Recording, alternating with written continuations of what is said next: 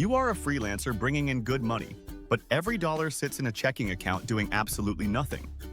Meanwhile, the stock market has averaged about 10% per year since 1957.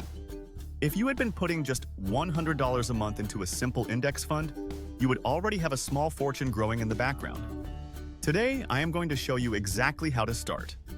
Welcome to the Freelancer's Wealth Blueprint, where we help freelancers and self-employed professionals understand their finances, pay less in taxes, and build real wealth. Subscribe and hit the bell so you never miss a strategy. Let us start with the basics. An index fund is a single investment that holds hundreds or even thousands of stocks bundled together.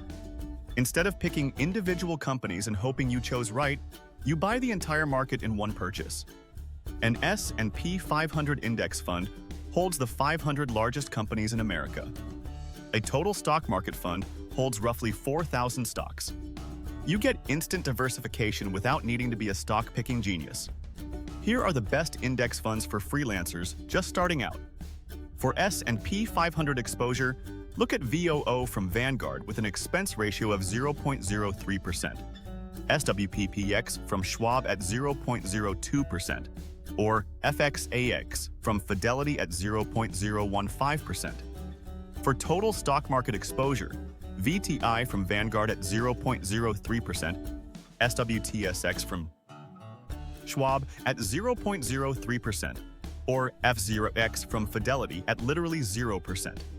Yes, Fidelity has a zero-fee total stock market fund. You pay nothing in fees. Any of these are excellent choices for a beginner. Now, why do expense ratios matter so much? An expense ratio is the annual fee the fund charges, taken as a percentage of your investment. The difference between 0.03% and 1% might sound tiny, but over 30 years it is devastating. If you invest $500 per month at 10% for 30 years, a fund charging 0.03% leaves you with about $1.13 million. The same investment in a fund charging 1% leaves you with roughly $950,000. That 1% fee quietly ate over $180,000 of your money. Always choose low-cost index funds. Let us talk about the numbers that should get every freelancer excited. If you invest just $100 per month at the historical 10% average, in 10 years you have about $22,600. In 20 years, roughly $76,000. In 30 years, approximately $227,000. And that is just $100 a month. Bump it up to $500 per month and the numbers get serious. 10 years gives you roughly $113,000. 20 years, about $382,000. 30 years, approximately $1.13 million. You become a millionaire by investing $500 a month and doing nothing else.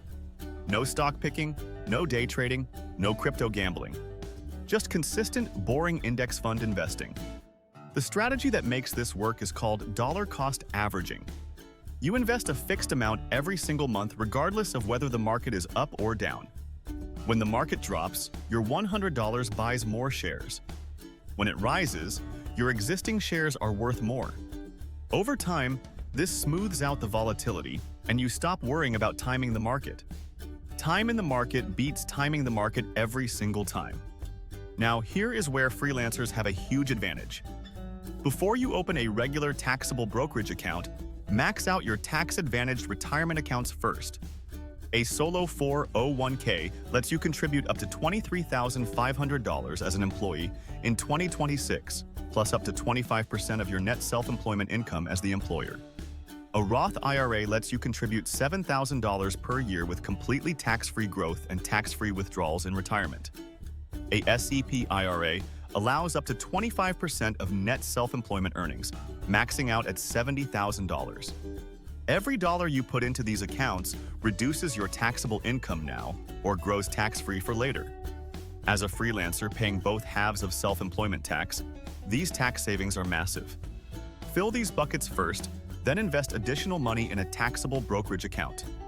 For a simple but powerful portfolio, consider the three-fund approach.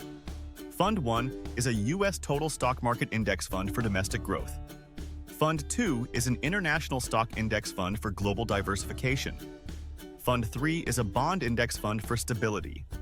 A common allocation for someone in their 30s is 70% US stocks, 20% international stocks, and 10% bonds. As you get closer to retirement, you gradually shift more toward bonds. If you are investing in a taxable brokerage account, you need to understand the tax implications. When you sell investments held for more than 1 year, you pay long-term capital gains tax. The rates are 0% if your taxable income is below about $47,000 as a single filer, 15% for most people in the middle, and 20% for very high earners. The good news is you only pay taxes when you sell. If you buy and hold for decades, your gains grow untaxed until you decide to cash out. And if you have losing investments, you can sell them to offset your gains through a strategy called tax loss harvesting. You can even deduct up to $3,000 of excess losses against your ordinary income each year. Getting started is ridiculously simple. Step 1. Open a free account at Fidelity, Schwab, or Vanguard. All three charge 0 commissions on stock and ETF trades. Step 2. Set up automatic monthly transfers from your bank account. Step 3. Buy one index fund. Just one. VOO or VTI or FXX. You can always diversify later. Step 4. Do not touch it. Do not check it daily. Do not panic when the market drops. Just keep investing every month and let compound growth do the heavy lifting. The biggest mistake freelancers make is waiting. They tell themselves they will start investing when they make more money, when their income stabilizes, when they understand the market better. But every month you wait is a month of compound growth you never get back. Start with $100. Start with $50. Start with $10. The amount matters far less than the habit. Subscribe and hit the notification bell for more strategies to help freelancers build real wealth. Your future self will thank you for starting today. This content is for educational purposes only and does not constitute tax advice. Consult a qualified tax professional for guidance specific to your situation.